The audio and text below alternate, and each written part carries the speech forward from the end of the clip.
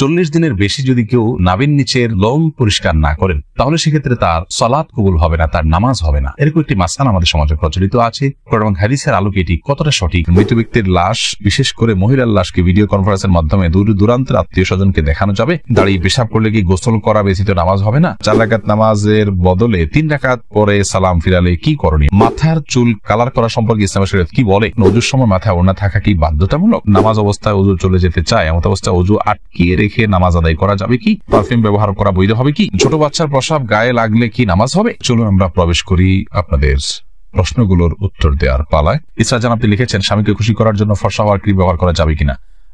ফর্সা হওয়ার ক্রিম সম্পর্কে আগে আমরা বলেছি, এটা থেকে আদতেই কি পরিপূর্ণ মানুষের রং চেঞ্জ হয়ে যায় কিনা? যদি পূর্ণ রং চেঞ্জ হয়ে মানুষের আকৃতি পরিবর্তন হয়ে যায় তাহলে সেটা তো জায়েজ নয়। আর হালকা একটু ফর্সা দেখায় এরকম যদি হয় তাহলে সেটি করা যেতে পারে। নুসরাত কবির উর্মি আপনি লিখেছেন, ওযুর পরে ভ্যাসলিন, গ্লিসারিন ইত্যাদি ব্যবহার করলে ওযু বা নামাজের কোনো ক্ষতি হবে কি? না, ওযু বা সালাত ভঙ্গের সুনির্দিষ্ট কারণ আছে, সেই কারণগুলো না পাওয়া গেলে ওযু বা সালাত ভঙ্গ হবে না। বিধায় ভ্যাসলিন বা গ্লিসারিন ইত্যাদি ব্যবহার করলে ওযু নষ্ট হবে না, সালাতের কোনো অসুবিধা হবে না, কারণ এগুলোর ফলে ওযু ভঙ্গের কোনো কারণ পাওয়া যায় না। ওযু ভঙ্গের মৌলিক কারণগুলো শরীর থেকে যদি নাপাক বের হয় বা নাপাক বের হওয়ার মতো যথেষ্ট সম্ভাবনা তৈরি হয় তাহলে সেক্ষেত্রে ওযু ভঙ্গ হয়। এছাড়া সাধারণত ওযু ভঙ্গ হয় না।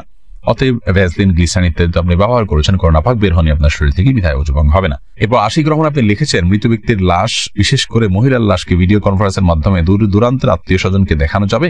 মৃত ব্যক্তির লাশ যদি নিজের কোনো আত্মীয় স্বজনকে দেখান দূরের, আর মৃত ব্যক্তি মহিলা হয়, যাকে দেখাচ্ছেন তিনি যদি তার মাহারাম হয় তাহলে দেখালে গুনাহ হবে না। তবে সেটাকে ভিডিও করে রাখা, ছবি তুলে রাখা অবশ্যই অনুচিত কাজ, কারণ মৃত্যুর পর মানুষের আকৃতিতে অনেক সময় পরিবর্তন হয়, কিছুটা বিকৃতি ঘটে থাকে। এগুলোকে ধারণ করা, রাখা বা বিভিন্ন জায়গায় প্রচার করানোর সময় মৃত ব্যক্তির জন্য অপমানের হয়, যেটা তিনি জীবদ্দশায় হয়তো পছন্দ করতেন না যে তার বিকৃত কোনো রূপকে কেউ প্রচার করুক, সেজন্য রেকর্ড করে রাখা অনুচিত। তবে লাইভে যদি দেখানো হয় তার কোনো মাহারামকে, যাতে পর্দার কোনো বিধান লঙ্ঘন না হয়, তাহলে সেক্ষেত্রে কোনো হারাম কিছু হবে না বলে আশা করি। তবে মনে রাখতে হবে খুব দ্রুততার সাথে আপনার দাফন কাফনের ব্যবস্থা করা, এই সমস্ত লাইভ কনফারেন্স এগুলো করতে করতে যেন খুব বেশি বিলম্ব না করা হয়, সে বিষয়টি অনেক গুরুত্বপূর্ণ। জানাজা হাদিসে আসছে, জানাজা খুব দ্রুততার সাথে তোমরা দাও। শাহিন আলম লিখেছেন, পারফিউম ব্যবহার করা বৈধ হবে কি? পারফিউম ব্যবহার করা বৈধ। পারফিউমে যে অ্যালকোহল আছে, সেই অ্যালকোহলের কারণে অনেক ওলামায়ে কেরাম নাজায়েজ বলেন। তবে অ্যালকোহল ছাড়া অনেক পারফিউম আছে, সেগুলো তো অবশ্যই জায়েজ হবে। আর অ্যালকোহল থাকলেও নাজায়েজ হবে যে সেটি নিশ্চিত নয়, অনেকের মতে নাজায়েজ হবে, অনেকের মতে জায়েজ হবে, কারণ অ্যালকোহল পান করা হারাম হলেও সেটি কাপড় চোপড় লাগলে যে নাপাক হয়ে যাবে ব্যাপারটি সেরকম নয়। এটা যথেষ্ট মত পার্থক্য আছে।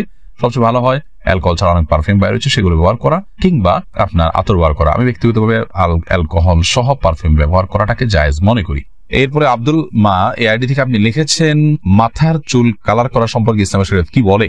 মাথার চুল কালার করতে পারেন, বিশেষ করে সাদা যখন হয়ে যায় তখন নবী করিম সাল্লাল্লাহু আলাইহি ওয়াসাল্লাম এর হাদিস অনুযায়ী এটাকে কালার করাটাই হলো উচিত এবং সুন্নাহ। তিনি বলেছেন, ইহুদিরা সাদা চুল রাখে, তোমরা এটাকে কালার করবে, ওয়াজান্নিবু সাওয়াদ, তবে তোমরা কালো কালার থেকে বিরত থাকবে। অতএব মেহেদি বা এই জাতীয় কোনো ন্যাচারাল কোনো কিছু যদি আপনি কালার করতে পারেন সেটা সুন্নাহ। এরপরে প্রশ্ন করেছেন হাবিবা, আপনি লিখেছেন, ওযুর সময় মাথায় ওড়না থাকা কি বাধ্যতামূলক?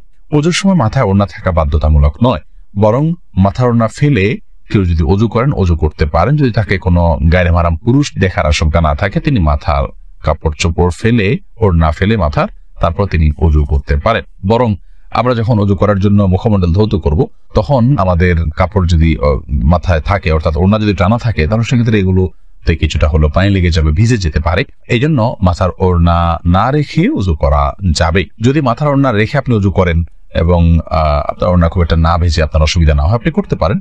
মাসা করার ক্ষেত্রে আপনাকে মাথার কাপড়ের নিচ দিয়ে মাসা করতে হবে, কারণ মাথার ওড়নার উপর দিয়ে মাসা করলে সে মাসা বিশুদ্ধ হবে না। এটাই হলো জমহুর এবং বেশিরভাগ ওলামায়ে কেরাম, ফুকাহায়ে কেরামের মত। খোলাসা কথা হলো যে মাথায় ওড়না থাকা এটা বাধ্যতামূলক নয়, বরং মাথায় ওড়না না রেখে ওযু করা যাবে। আর যদি ওড়না রেখে ওযু করতে পারেন আপনি, তবে মাসা করতে হলে অবশ্যই ওড়না নিয়ে দিয়ে আপনাকে করতে হবে। উম্মু সুমাইয়া আপনি লিখেছেন, ছোট বাচ্চার প্রসাব গায়ে লাগলে কি নামাজ হবে? ছোট বাচ্চার, ছোট শিশুর পেশাব সেটাও কিন্তু বড়দের পেশার মতো নাপাক। অতএব সেটা যদি গায়ে বা কাপড়ে লাগে, যে জায়গায় লাগে সেটাকে ধুইতে হবে।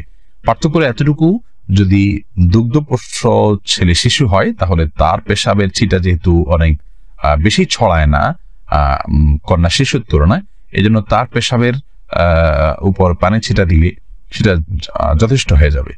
আর কন্যা শিশু যদি হয়, সেটা যেহেতু তার পেশাব যেহেতু একটু ছড়ানোর আশঙ্কা বেশি থাকে, এবং আরো নানা কারণে, অনেক কারণ এবং রহস্য আছে যেগুলো আমরা জানি না, তো সেগুলোর ভিত্তিতে কন্যা শিশু হলে, সে দুগ্ধপোষ্য হলেও যে জায়গায় লাগবে তার পেশাব, সেই জায়গাটা কাপড়ের জাস্ট ওই অংশটুকু ধুয়ে নিলে পাক হয়ে যাবে।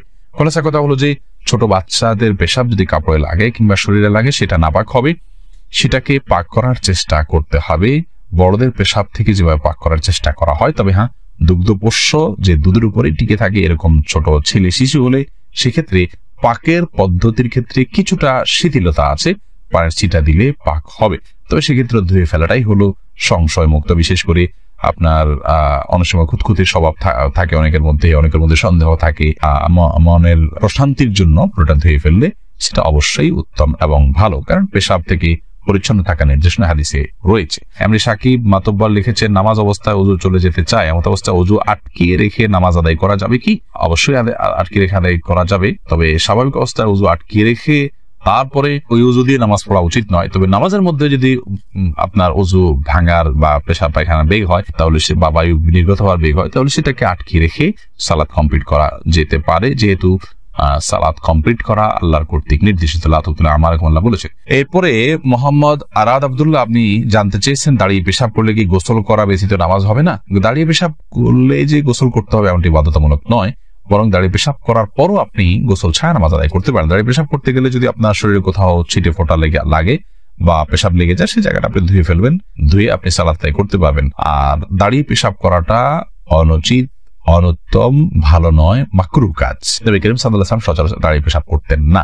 40 দিনের বেশি যদি কেউ নাভির নিচের লোম পরিষ্কার না করেন, তাহলে সেক্ষেত্রে তার সালাত কবুল হবে না, তার নামাজ হবে না। এরকম একটি মাসআলা আমাদের সমাজে প্রচলিত আছে। কোরআন এবং হাদিসের আলোকে এটি কতটা সঠিক আমরা সে বিষয়ে জানার চেষ্টা করব।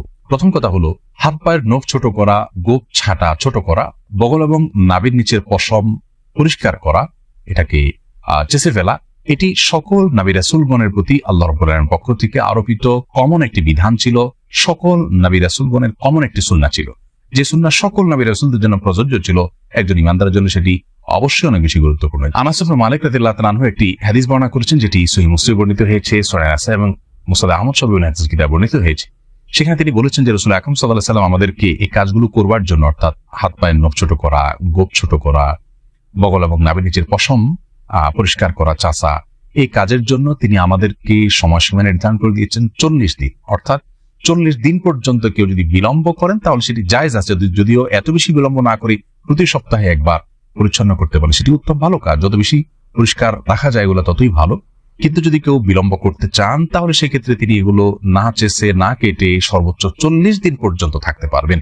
40 দিনের পর যদি তিনি না কেটে থাকেন, তাহলে সেটি তার জন্য গুনাহের কারণ হবে। সে কারণে তিনি আল্লাহর কাছে পাপী হিসাবে বিবেচিত হবেন। কিন্তু এর কারণে তার সালাত হবে না, তার নামাজ কবুল হবে না, এরকম কোনো কথা হাদিসের কোথাও বলা হয়নি। সালাত বা নামাজ বিশুদ্ধ হওয়ার সম্পর্ক হলো সালাতের যে শর্ত আছে, সেই শর্তগুলো তিনি সঠিকভাবে আদায় করেছেন কিনা এর উপর নির্ভর করে।